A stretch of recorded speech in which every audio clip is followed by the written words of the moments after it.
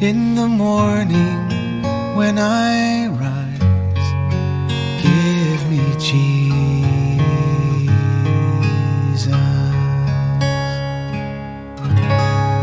Good morning. Yesterday we celebrated Easter. The risen Jesus is like the angel said, do not be amazed. You are looking for Jesus the Nazarene who has been crucified, but he is risen. He is not here. Behold, here is the place where he laid him. No, he rose from the dead just like he said he would. Well, these women that the angel spoke to gave them instruction. Today, we're going to see what they did with that. We're in Mark chapter 16. And I'm going to start in verse 7 again and then go through verse 11. And it says this, go tell his disciples and Peter, go tell Peter, he is going ahead of them to Galilee. There, you will see him just as he told you. Jesus said, I'm going to raise from the dead, and then I'm going to see you guys again. And so the angel said to these women that came to anoint Jesus's body, they found that he wasn't there. And so the angel said, go tell everybody he's risen, just like he said. Verse 8, they went out and fled from the tomb, for trembling and astonishment had gripped them. And they said nothing to anyone because they were afraid. Now, after he had risen early on the first day of the week, he first appeared to Mary Magdalene, from whom he had cast out 7 demons. Now let's talk about Mary for a minute.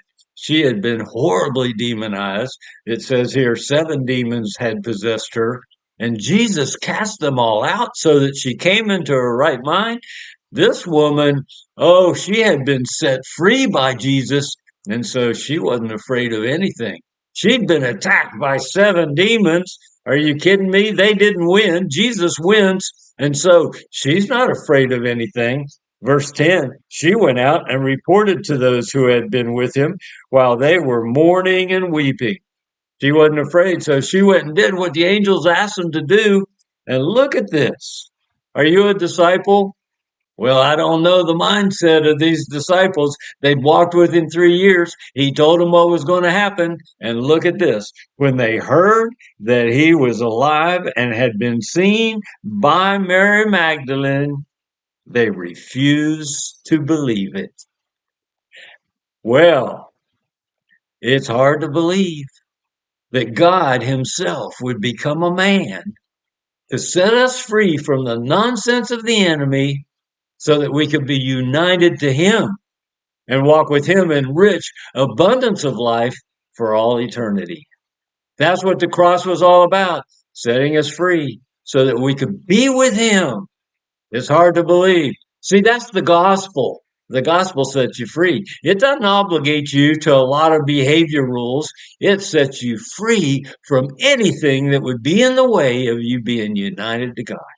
And so God bless you, who has been set free, and now you and the Lord walk together in a rich, intimate, loving relationship because you've taken advantage of the opportunity that Jesus gave to us on the cross when he raised from the dead, proving that your sins are taken away and you are free to be who God created you to be in rich, intimate unity with him.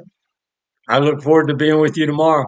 Tomorrow, we're going to see reference to one of my favorite stories in the Bible. The main story is in Luke, but it talks about it here in Mark. And so we'll pick it up when we get together tomorrow. Come be with us. I'll see you then. Give me Jesus. Give me Jesus. You can have all this world, but give me Jesus.